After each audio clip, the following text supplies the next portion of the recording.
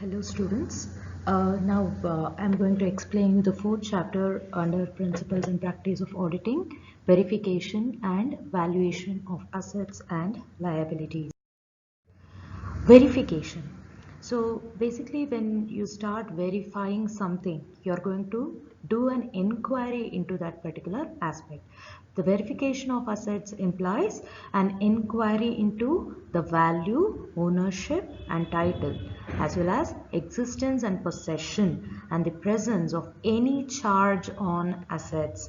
So basically when you're telling about charge, you're going to have the claim on that particular asset. So verification is valuation of assets and checking the ownership and title of the assets, confirmation about its existence, as well as making sure that they are free from any charge or mortgage. When it comes to the objectives of verification, it is going to give us the correct valuation of all the assets and liabilities in an organization. With that, we would be able to get a true and fair picture of the valuation of the company, and we are going to have a proper records with respect to the ownership and title of assets, and the auditor is going to do a physical verification as well. So therefore he can check the existence and we can get to know whether it is actually existing or not in physical aspect. Then it is going to help the auditor to detect any fraudulent activity or error. For example, suppose if they are showing certain assets on the balance sheet and if the same is not there in the organization, then the auditor can easily identify and he can report that to the stakeholders. And it is going to help the auditor to check whether there is adequate internal control system, whether the organization has command over the techniques of the organization. And with the help of this, we are going to get arithmetic accuracy. Along with that, proper records would be maintained by the organization. Next, valuation. Valuation is nothing but you're going to check exact value of an asset on the basis of its utility. For example, there are so many aspects behind one particular asset. Initially, when you buy a gadget, its value would be higher. But later on, once it has got lesser market for the same gadget, the value will be lower, isn't it? So based on the utility, you can judge or you can assess the value of that particular asset. So valuation is getting all the information about the valuation, analyzing the figures and making sure that they have been valuated according to the accepted conventions and accounting principles, whether they have used proper accounting standards in the valuation process, and whether they have calculated depreciation or appreciation or amortization. All these aspects have been taken into consideration. They have to provide for provisions. So all this has to be done when you are valuing a particular asset or liability. Then ensuring that you're going to go for a consistent method of valuation. You should not have inconsistency in the method of valuation. For example, if an organization is going for straight line method of depreciation, it has to continue with the same methodology for at least 5 to 10 years. Only then it can show its consistency in maintaining the assets. Next, obtaining an opinion. So usually the auditor will not have the idea about all the assets that he is going to value. So he can take the experts suggestion and he can get the experts insights in the calculation procedure. So all that he is going to do is he is going to check the accuracy in the valuation. Then if the auditor is going to go for valuation, his position is restricted to certain things. So whatever he is going to do in the process of valuation is he has to obtain the certification of the valuer and other competent persons. Here the competent persons are nothing but the certified and the qualified professionals who would be having the responsibility of valuing the assets of the organization. Then auditor is not a valuer. I repeat, auditor is not the valuer. He just checks the valuation done by the valuer. And auditor's duty is to get confined to the test valuation, which means valuation is already done. You test that valuation. An auditor must critically analyze.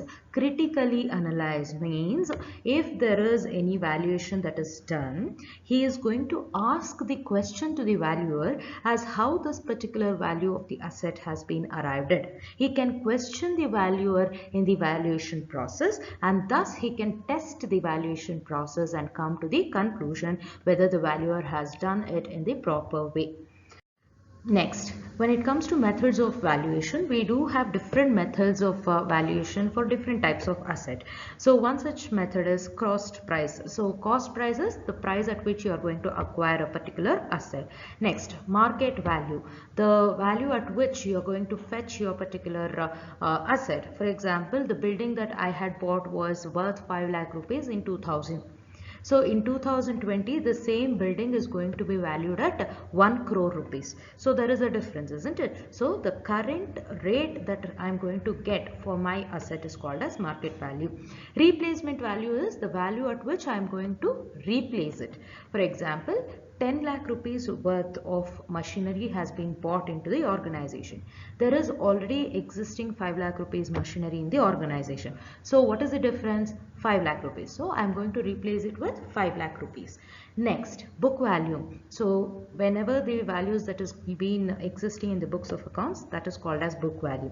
Going concern value or conventional value or token value or historical value is nothing but if you have any asset value. For example, the cost of the land and building is 10 lakh rupees and the depreciation is 1 lakh rupees. So 10 lakh minus 1 lakh would be 9 lakh rupees. So 9 lakh rupees would be the cost of going concern value. Then residual value. Residual value will be once you sell your asset. So once you sell your asset, whatever the value that you get out of the sales or out of the realization that you have made in this transaction, that is called as residual value. Scrap value is nothing but when you are selling an asset which is not being used, then it is called as a scrap value.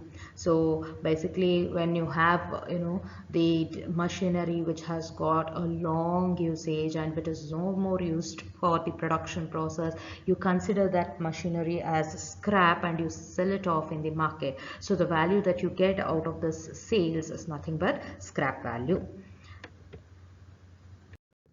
General principles for verification of assets. So acquisition of individual asset. So usually the cost of the asset that is you have been acquired has to be verified with the purchase agreements, whether you have got the ownership rights on it or not. And if you have got ownership rights, you would have got a receipt from the seller of the asset. So consider that receipt in the process of verification. And what is the price that you have incurred in this process, and what are the installation charges or other charges that you have had in the installation of this particular asset. So any other old asset was there in this position or not. So all this has to be analyzed by the auditor. Acquisition of group of assets. So if they have got a group of assets, then again that has to be verified in the proper manner. Then sale of assets. So whenever an asset is sold, then you have to have a proper vouching system for that sales transaction, whether they have got the right terms and conditions for the sale, whether the counterfoil of the receipt has been issued, whether there is adequate evidence for this particular transaction, have they got any capital profit or capital loss out of the sales, how much is the profit out of the sales or how much is the loss incurred out of the sale. For that, what they have to have the calculation, the same has to be shown in the profit and loss account, and the same figures have to be reflected in the books of accounts. Then depreciation. So whenever they have fixed assets, most of the time the fixed assets are subjected to depreciation. So as per the provisions under subsection 1 of section 205 of Companies Act, Act. So before you're going to provide any profit for your shareholders, you have to provide for depreciation. Depreciation is a non-cash expense. It is a declining value for the asset, and you have to provide for depreciation. Only after that you can realize the profits, and that can be eligible to be distributed as profits. Physical verification of fixed asset. So usually there are tangible assets and intangible assets. So all the fixed assets are nothing but tangible assets. So it can have physical existence, and as an auditor they can verify that by going into physical inspection. And if you look into the current assets, there are certain current assets and investments which cannot be seen. It can just be seen on the documents. So as an auditor they have to check whether if the investments are maintained as per a proper negotiable instrument act, whether the dates, maturity dates, date of contracts, every specific information has been properly written, and the same has been reflected in the books of accounts. So this has to be verified by the auditor. Then charges on asset. So they should check whether this particular asset is under complete control of the organization. They should not have pledged this particular asset for any bank or any other third party to show it as a mortgage. So that has to be checked by the auditor. Then if they have any assets with the third parties, right? For example, government securities or shares or debentures or goods sent on the consignment basis, or if it is in the custody of the third party like the banks, then that should also be inspected by the auditor.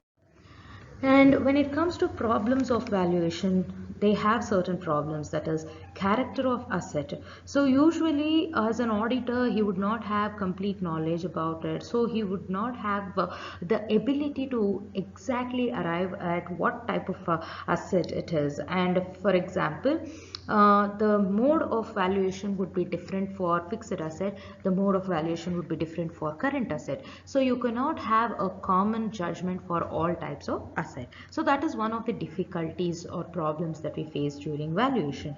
And use of assets. So in some situations, right, the same asset is available for sale, again it is used in the organization. So again the valuation process depends on the nature of use of the concerned asset. So that is one of the problem that the organization faces. For example, stock of furniture. So it depends on how exactly you have used that furniture into the production process. Estimated life. The life of the fixed assets are not certain. So it is based on the estimated life.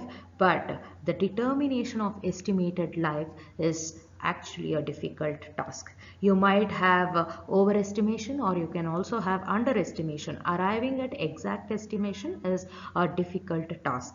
Then eventual problems. So usually when you're trying to take the events into consideration while assessing or valuation or verification, and when you have the items written on the balance sheet on a particular date, there would be a lot of changes that has happened in between, so we cannot take that particular aspect into account.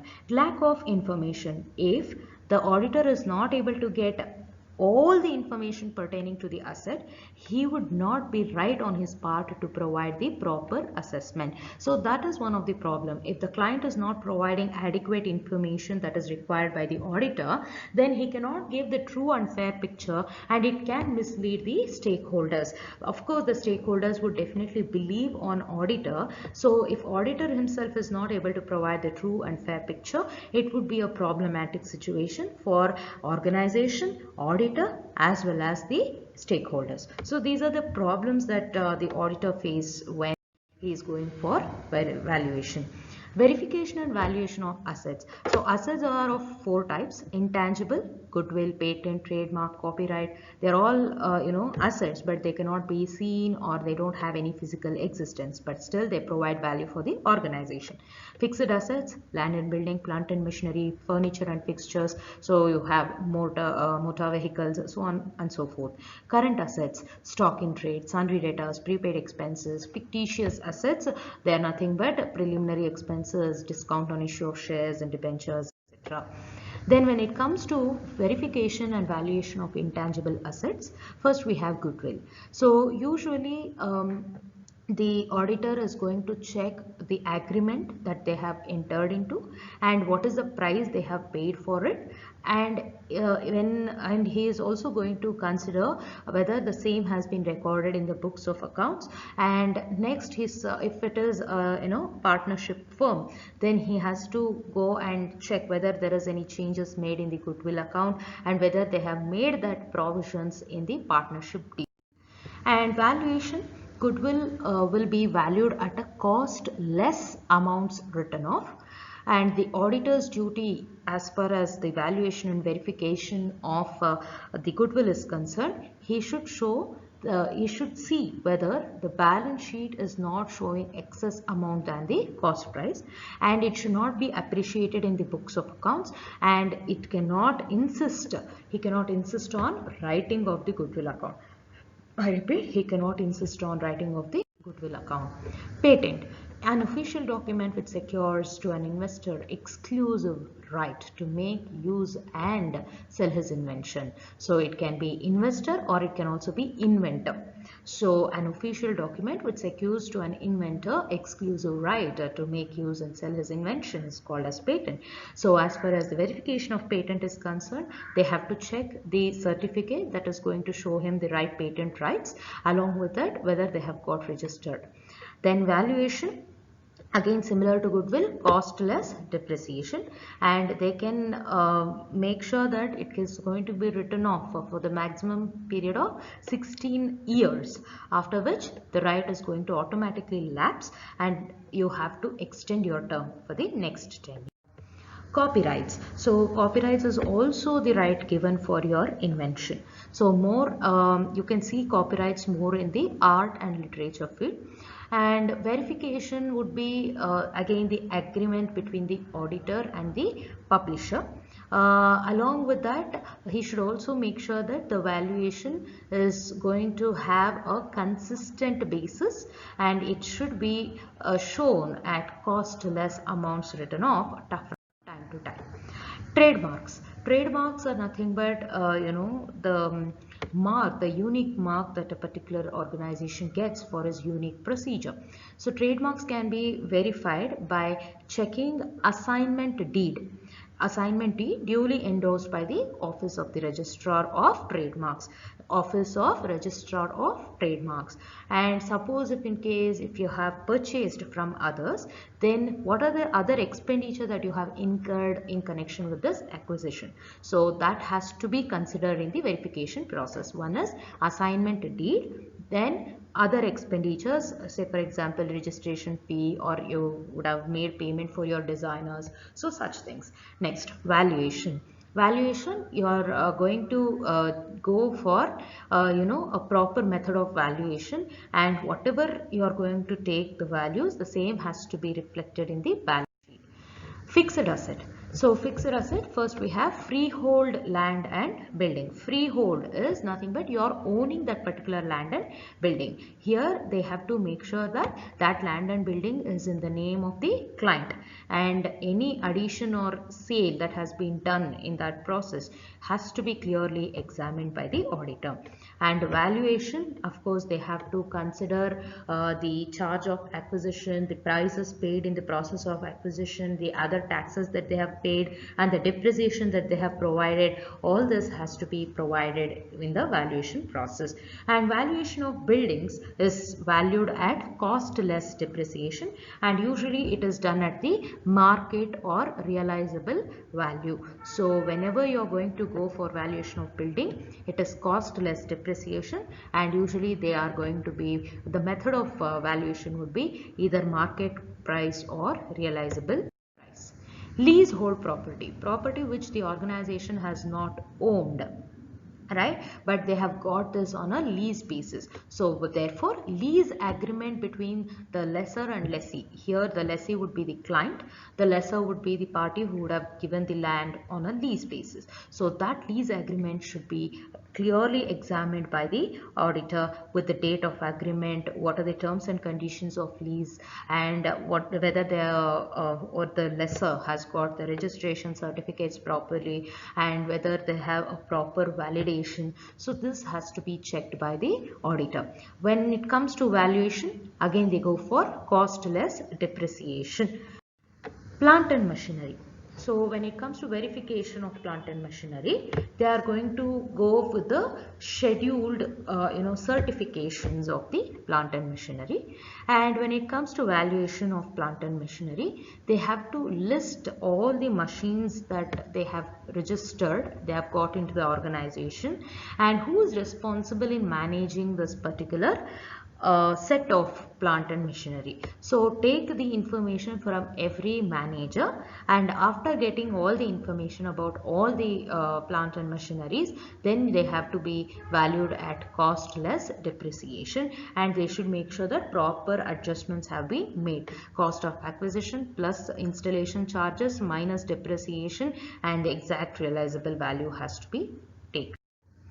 Then floating assets. So usually the assets which can be easily converted into cash, they are called as floating assets, or the assets which can be converted into different formats in a very short span of time is called as floating asset. Or current assets are nothing but your floating assets which will be having the maturity period of less than 1 year.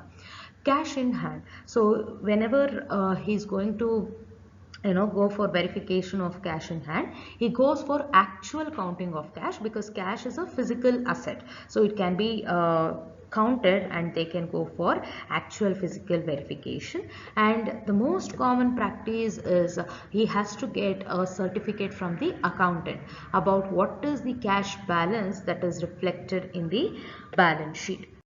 Valuation, he is not going to value it by himself, or he's not going to ask anyone's opinion here. He just calls for an explanation, because cash is something which we can simply count it, and we can come to a conclusion. So he calls for the explanation. Suppose if there are bigger amounts, then definitely he is going to check the books of accounts and calls for explanation from the accounting department.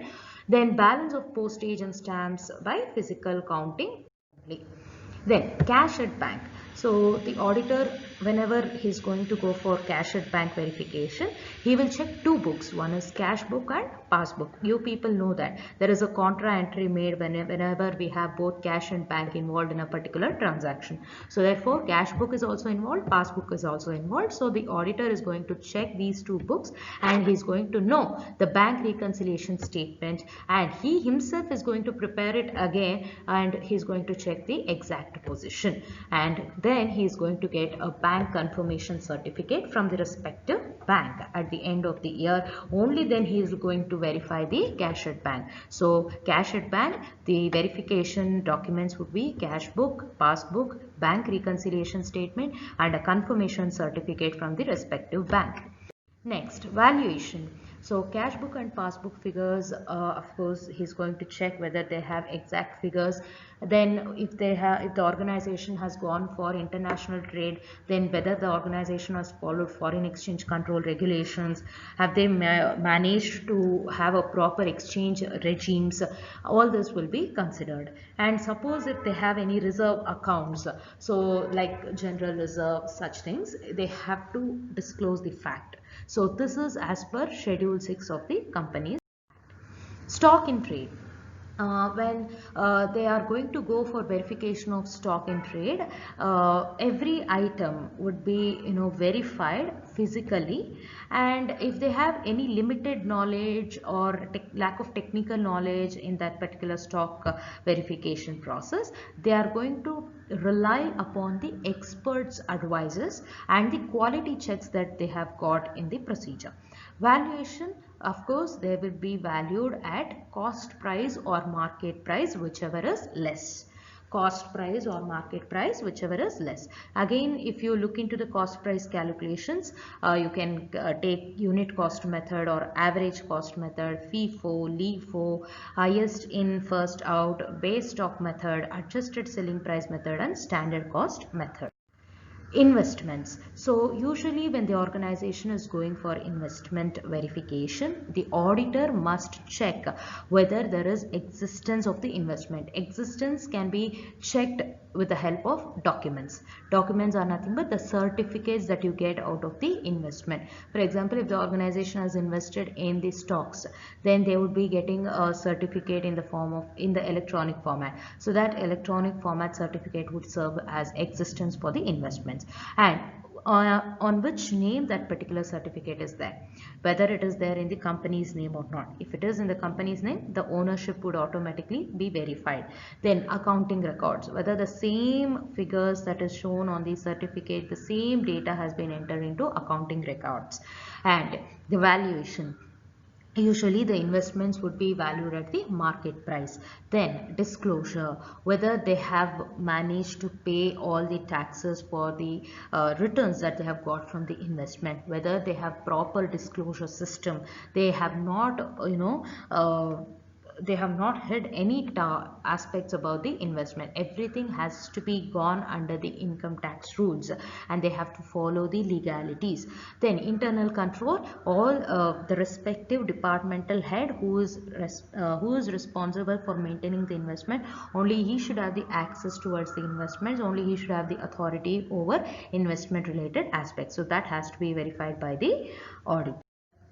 And when it comes to verification, he is going to take the schedule of investments, the details, and again he is going to go and approach the brokers who would have helped the organization in getting the investments done, and then he is going to check whether they have proper declaration of dividends to the shareholders, and whether proper disclosure of accounting has been done.